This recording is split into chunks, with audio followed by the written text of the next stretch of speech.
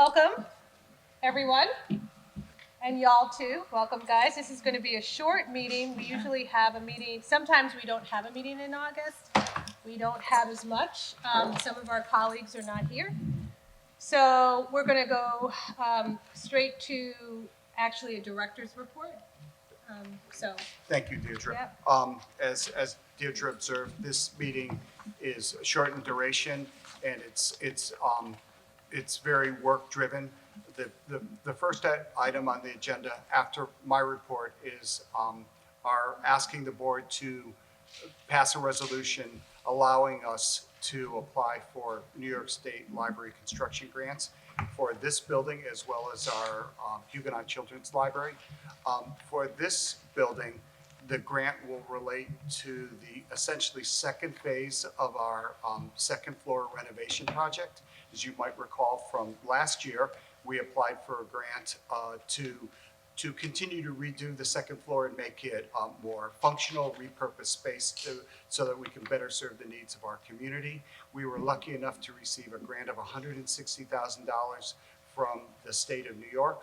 And we were able to obtain through the good graces of our foundation the match that was necessary, $78,000.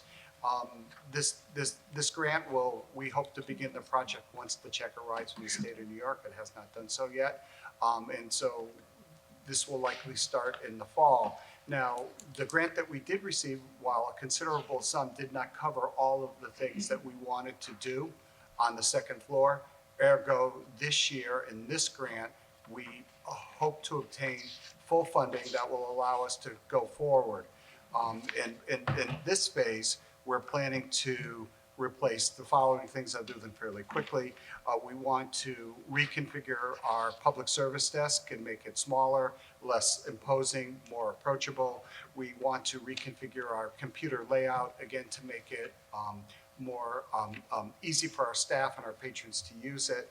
We're looking to create essentially a periodical newspaper room with comfortable seating and a pleasant space that will look out on some greenery. With that, we're also planning to meet a need, which is more charging stations for all the technology that people bring into the library. As well, we're also looking to reconfigure our microform area, make it smaller, but not eliminating any of the microform, just sort of reconfiguring it to make it more efficient. We want to add another microform reader printer because it's so popular. One thing that we're very excited about is creating essentially what is a business center. And on the second floor, we'll pull together our copy machine, our fax machine, 2 scanners, some tables, and some other areas where people who come in and have sort of either homework or sort of business related items, they can sort of use all those resources in a very efficient place. We want to continue our process of replacing our lighting and retrofitting into LED. Replacing some technology, some computers, a microform machine, an additional scanner. We probably will add some tables, and the tables will be given power because everybody wants to charge. It's the important thing. And also some aesthetic improvements too, which are much needed. Some painting, some carpeting, and of course we have to provide for the electrician to allow us to bring all the power into these various places. And that's what we're looking at for the second floor. In the first phase, as we've talked about, we're going to reconfigure our social service area, the Hamilton Business Opportunity Center. We're creating a new attractive area for our Spanish collection and our Spanish speakers. We're retrofitting some teen area things. The local history room will receive climate control as well, and also changing some of the furniture and the fixtures in that room. A new security desk that will allow our security guard to be able to look at what's going on with our camera system throughout the library. So we're really very much planning to repurpose the second floor based on input from the public and the staff to make it appropriate. And we're trying to do it without spending any taxpayer dollars, which has been successful to date. You want me to make the motion? Please. And it's for both You just talked about both I- of these? I- I You would- only did one? I only did one to Okay. do those three motions. Okay. This is in relation to getting this grant. So I make a motion to agree to the assurances stipulated by the New York State Education Department in relation to the New York State Library construction grant applications for the main library second floor renovation project. I need a second. Second. I make a motion, Well, maybe can I do them Yeah. all? I make a motion to submit the Smart Growth Impact Statement as required by the New York State Education Department in relation to the New York State Library Construction Grant application for the main library second floor renovation project. Second. I also make a motion to declare that the main library second floor renovation project qualifies as State Environmental Quality Review Act Type 2 actions, thus classifying the proposed restorations and use of the above land as requiring no further review under SECRA and its implementing regulations. I need a second on that. Second. All in favor? Aye. Aye. All opposed? So that motion passes relative to the main library second floor renovation project. Thank you, Deirdre and Board. I'll briefly summarize our Huguenot Children's Library project. And this is a project in which there's two important elements. The first element is the stairs that exist in the library from the first floor down to the lower level. If anybody has ever traveled that route, they're extremely treacherous, anxiety-provoking. And our initial goal was to try to reconfigure the building to make it more larger and more public access. We just couldn't, given the size of the building. But what we plan to do is to improve those stairs to make them far more safe and easy to traverse for the staff and for the public. So that's one aspect of this grant. The other aspect relates to the lower level entrance right off of the patio. You know, that space, that lower level, basically is used for programs. And we have had many complaints, concerns over the years that when you access that room, you open the door and you're immediately thrust into the space. It's not at all energy efficient.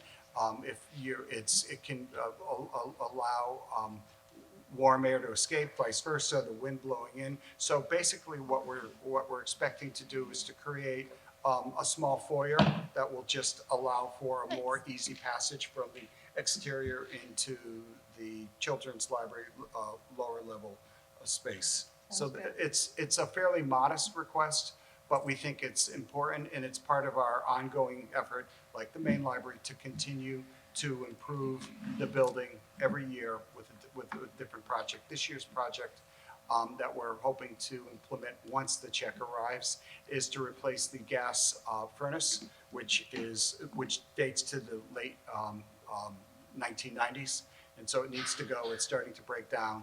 We obtained the grant. The money will arrive, and we expect to install that, within the next month or so. So these are going to be the same three guys. I make a motion to agree. So I'm going to say them all, and then somebody can second, and then I will do all those in favor. So I make a motion to agree to the assurances as stipulated by the New York State Education Department in relation to the New York State Library Construction Grant application for the Huguenot Children's Library Stairway Lower Level Entrance Replacement Project. I also make a motion to submit the Smart Growth Impact Statement as required by the New York State Education Department in relation to the New York State Library Construction Grant applications for the Huguenot Children's Library Stairway Lower Level Entrance Replacement Project. Finally, I make a motion to declare that the Huguenot Children's Library Stairway Lower Level Entrance Replacement Project qualifies as State Environmental Quality Review Act, SECRA, Type 2 actions, thus classifying the proposed restorations and use of the above land as requiring no further review under SECRA and its implementing regulations. Can I get a second? Second. All those in favor? Aye. Aye. All those opposed? The motion passes. Thank you, board, for that. We're very excited about this. There's, once again, far more money has been restored to the budget than originally thought. So Westchester County has, I believe, just over $1.2 million. So New Rochelle is going to step up and ask for its share. So thank you all for your support. I don't have a report, but I just want to mention very briefly that our summer reading programs are underway. We're having great participation, and we encourage anyone who's out there listening, bring your children in, encourage them to read. It's a wonderful thing. Our summer programs also are popular, fully booked, both for children, teen, and adults. It's exciting. And I just want to note that our Friends group, as of July, has given us $52,000, which is just typical for their generous support that allows us to do most of these summer programs and allows us to continue to provide value-added services to the community. And how did the teen night go? The teen night, we have finished 3 teen nights to date. I have to say it's starting out slow, but it's been very successful. We've seen anywhere from maybe 15 to 20 to 25 kids. We've had more signups online, but we haven't had as many teens appear. It's been a great collaboration with Kelly Johnson and the Youth Bureau. And, we have Partners in Blue, the New Rochelle Police participation. Our staff is here. Youth Bureau has hired 2 coordinators who seem great. And we might have a program in the theater here, and maybe some gaming and some conversations. So, it's working out well, and we're hoping it will continue to grow. And at the end of August, I suppose we'll all come together and decide what we're going to do for the school year going forward. That's great. So I don't have any reports. The only committee report tonight is the policy committee. I love my paper, so hold on. I don't think I'm vice president. Huh? I don't think I'm vice president. I think it's Whitney. FYI, yeah. Look, I don't think I know. So I just typed a few things up. Do you want me to give context to this, or are you going to do it? There's a few things, and then I think that one will go to you. There's a few cleanup that we had to actually vote on, so you'll see. But we should give a narrative. Yes, but the first 2 are just cleanup from the June meeting. And 1, 2, 3 are cleanup from the June meeting. 4 and 5 are new. So Gotcha. I can just Gotcha. Yeah. prep 1, 2, and 3. And Okay. then I'll give you Yep. context. So at the June meeting, we had discussed the fund balance, and after a lot of conversation, we had articulated a policy, but because it was, we were sort of debating a few things, I went back, watched the video, and so the policy committee proposes that the board vote to have quarterly reports that at the applicable monthly meeting that will reflect the amount of money available in the fund balance on the date the report is generated, and that money would be a percentage, but also the actual dollar amount. So that's one proposal. We never actually voted on the grace period for the fines. We had sort of put it in abeyance because we weren't sure if the tech could support it, but now that the tech can support it, we have to actually move to vote to approve the grace period, so it's more procedural. The sexual harassment policy, I still don't see the names of the supervisors and managers in the second version you sent me. We're happy to adopt it, but maybe we just need to annex a list, or I thought maybe I sent you an earlier it says draft. June 19th, so that's what I think happened. Okay. Okay, so I'm sorry. What I will do is I'll get it to the board Yep. and for September action. Perfect. Yep. So those are the residuals. Do you want to tee up 4? So 4 is about immigration enforcement activity. As everybody here knows, the library is both a safe place for people and also a place of education, a place where there's tutors, a place where there's children. And so it serves as a community place. In the past month, there have been, ICE has been active in our community. And we, as a library, wanted to figure out if there was a way we would address this in the schools. They do address how ICE is to behave when it comes to the schools. So it was brought to our attention, and the policy committee, which is Yadira, Sarah, and Whitney, looked at what happens to our customers. What do we want to do as a library for our customers that come here. And again, we do have a lot of educational activities. So we do mirror the schools in a lot of ways. So they did that. Yeah.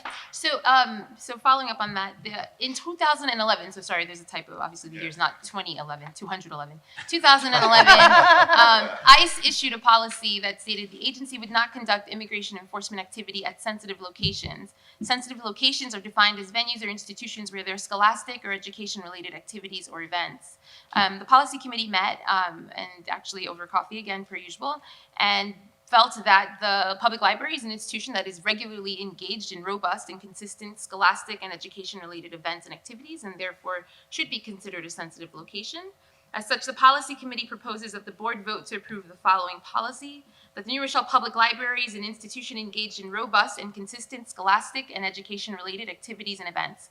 ICE or immigration enforcement activities in and around the New Rochelle Public Library will risk severe disruption to the learning environment that exists at the library. As such, the New Rochelle Public Library will not permit ICE or immigration enforcement officials to access students, staff, or contractors at New Rochelle Public Libraries without having first contacted and processed their request and all relevant documentation through the New Rochelle Public Library Director. Is there any discussion? Discuss this with ICE as well. I mean, it seems to be a one-sided thing. We would like things to be as you described it, but ICE might look at it from another point of view.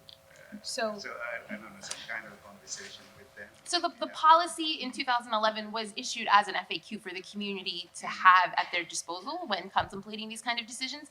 A search by ICE. by ICE. it's on the Yeah. website. This Yeah. isn't like a court ruling. This is literally from the ICE website on their FAQs.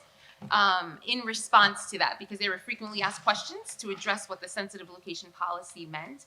And based on there were similar institutions that have similar policy and language that boards like ours have adopted. So I don't think it's out of the realm of our jurisdiction as a board to make these kinds of policies that govern our property and our patrons.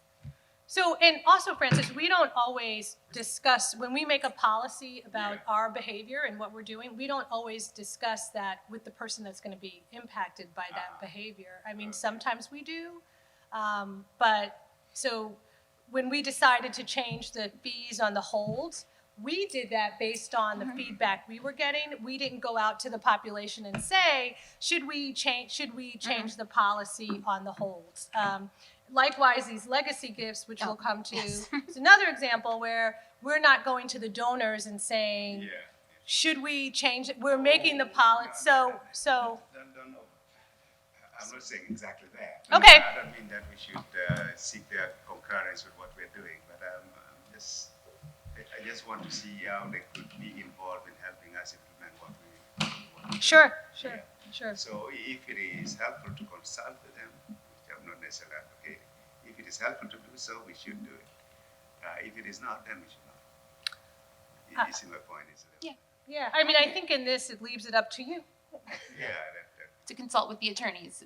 And that's been the policy, is that the director, or in schools cases, the principal or superintendent, well, really the superintendent, is mandated to sort of be the contact person, and then the documentation is vetted through counsel. It's not just sort of walking in and arrest happening at the desk or the door. Do you have any questions? You guys have any questions? Do you have any questions? No, I'm very pleased and happy that the policy committee really took this into consideration. Quickly. Because it was a concern that a lot of patrons, personally, I received messages and emails. I mean, there were scares all over the place. False statements of anybody dressed in some kind of uniform, they were there or not. So I think this is very helpful to the stay-at-home mom that's coming here with their child for early steps learning. I can personally tell you that they have been, the west end of New Rochelle has been impacted with like the businesses recently, hairdressers, salons not being able to see their customers because they're afraid of coming out, parents, the bodegas and grocery stores losing their customers, and again, parents sending their children who are citizens to go buy whatever they need for the house. So providing this kind of policy really protects our families, to, you know, prevent from families not coming here and getting resources, the education, the enlightenment of a safe place of learning. And I think it's only fair, not only our schools, but also this building that provides a hub of resources and support is here for them. And I think I would be very happy and pleased if the board were to pass this. So if there's no other questions, I am ready to, do you want to? Yeah. Okay. Any questions going on? Was this not the policy? There was no policy. It I was gonna say, because this isn't the first time ICE has come to New Rochelle, so. This isn't the first time. No. No, so, No. okay. Yeah, Yeah. I think that's why it's there. So I move to adopt the policy as articulated. I have a copy so that you guys I can send these electronically. Thank you. That essentially the New Rochelle Public Library will not permit ICE or immigration enforcement officials to access student, staff, or contractors at the New Rochelle Public Libraries without first having contacted and processed the request and all relevant documentation through the Public Libraries Director. I will most definitely second this. All in favor? Say aye. Any opposed? It passes, Great. and I myself am very happy as well. Thank you guys. Really Really. appreciate it. And while my colleagues are not here, this was a unanimous decision in our committee group as well. It was Your very Colleagues are. Whitney and Sarah. Yeah. We this was a very we looked at the statute, we looked at comparables, and it was immediately agreed on. So grateful. Great. The last policy was legacy gifts. We had received a request from John Borden to Tom with respect to a policy that would essentially direct all gifts in support of the library be directed and handled by the foundation. We did some research on what our other libraries' policies and really couldn't see a uniform process. At this point, we do not support or recommend a change in the policy. We feel that one of our obligations as elected trustees is to uphold the fiduciary obligation and not giving it away, but sort of changing the policy and having all gifts directly go to the foundation would change what the public's understanding of what our responsibility is. So we're happy to have more conversations, and if they can provide the foundation or Tom, not you Tom, John Borden, more comparables or other policies and what this looks like, we'd be happy to continue. But at this moment, we're just uncomfortable directing all gifts in the one way. I mean, can you give, like, why did that come up? I can. I think the background briefly stated is that the foundation, who, like the Friends, are an amazing advocacy group and an amazing fundraising resource for us. The foundation has been exploring the idea of legacy gifts for the foundation that will benefit the library. And so they appointed people from the board as well as sort of experts ad hoc committee. And this committee, particularly Mr. Borden, well-intentioned, was very concerned about the library receiving donations that they felt might be more appropriately directed directly to the foundation. That makes no sense to me. So, and then also for us, what was tricky Just was gotta the Friends give money, figure the out how to- foundation, so like we have more than one fundraising arm. So then it just was like, why are But we it all picking comes here. one It over all the goes to other? the library. It It's just like- felt a Right. little. I mean, Seattle actually has this policy. They have Yeah. a foundation, but Yonkers and LA, the policy was different. So then that's when we started saying, And to be honest with you, there are times when people ask us about making a donation. We always offer the library, we offer the foundation, we offer the Friends. But there was an instance recently, and it was just strange, the timing, where there was a particular person who grew up in this community, was interested in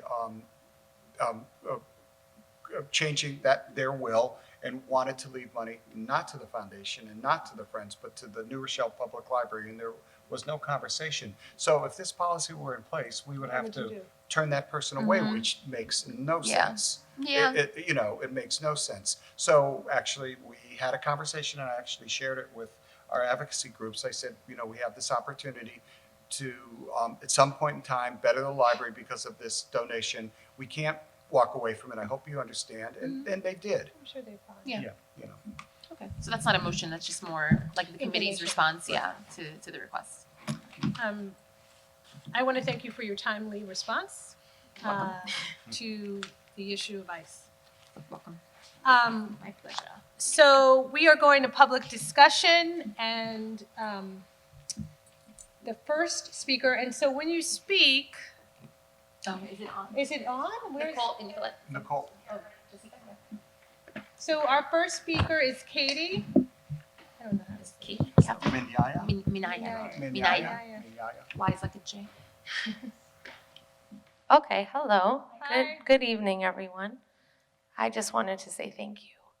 I've been extremely concerned, not just this year, but about the safety of our immigrant community and the sense of fear that it has brought. And I've even noticed anecdotally, coming here to the library with my children, how many less families there have been during the day. And so I don't have to say very much more except thank you. Thank you for hearing the concerns of the community and ensuring that this continues to be not just a library, but really the heart and soul of New Rochelle. The first place I bring anyone who was thinking about moving to New Rochelle is this library. I call it a community center, and it is so much to this community. So thank you for ensuring that people are not afraid to come here, not just this summer, but for years and years and years to come. By taking this stand for our community of New Rochelle, one New Rochelle, I just want to thank you for doing this in such a timely manner. And on behalf of our community, thank you. That's all. Next is Dorothy Oliver.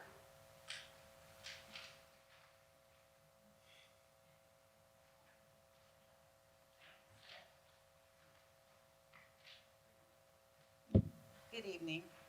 My name is Dorothy Oliver. I live at 162 Clinton Avenue, New Rochelle. I just want to make you aware of a 48-story building that will be going up on 11 Lawton Street, and how that's going to impact you in terms of light, in terms of parking lot. Also, there's going to be a 23-story building on the same site. And my feeling is that they're determined to get this place, and they're trying to do it by surrounding you with buildings, shutting out your lights, taking away your parking space. Please, I'm begging you, please be resilient and do not give in to them. Thank you very much. Thank you, Ms. Oliver. Donna Harris-West.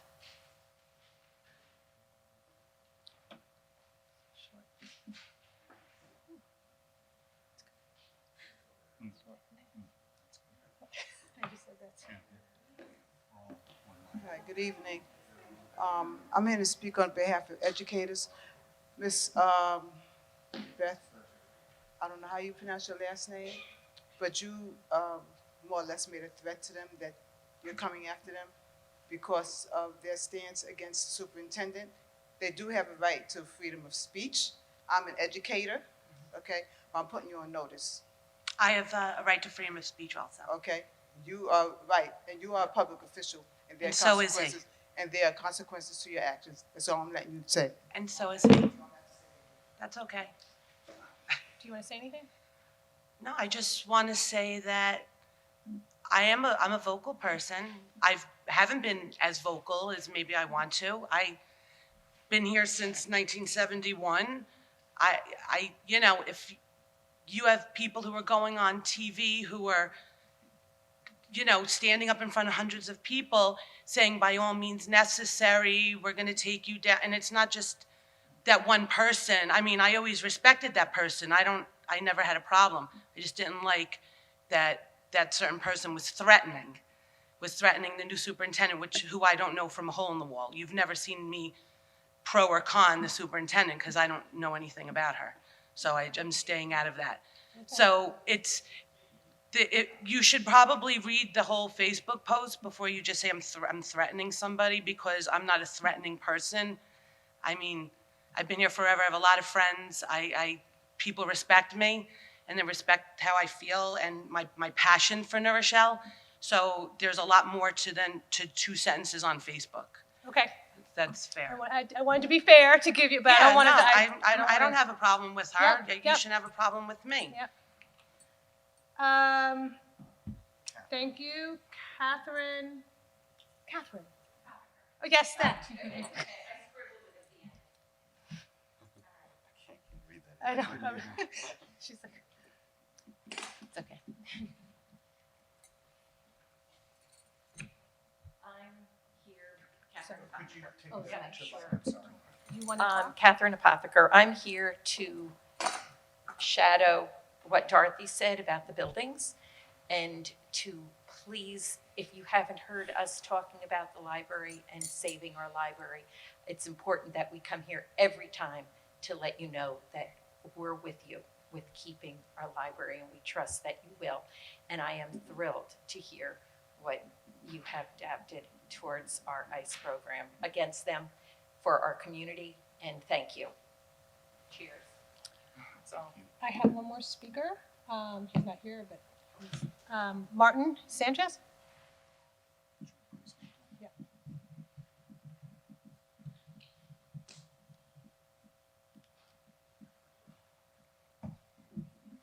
Good evening. Thank you so much.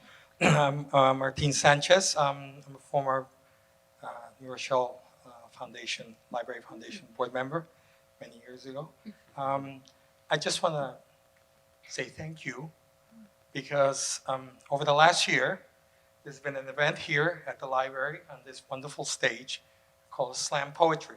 Yes. It is an event that met monthly for a couple of hours, once a month.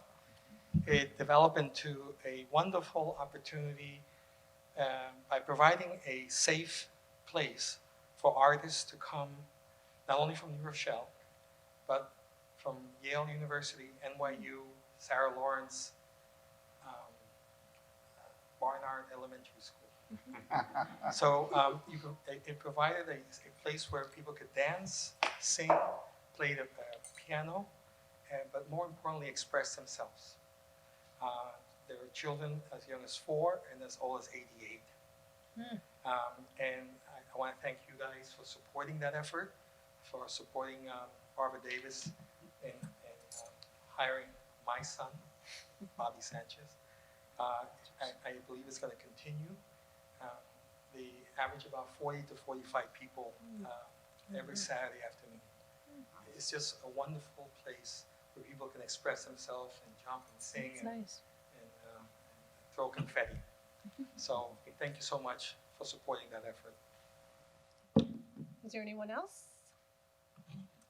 Thank you, Mr. Sanchez. Our meeting is actually done. I make a motion to I make a motion to adjourn the meeting. A second. All those in favor? All those opposed? We are done. 36 minutes.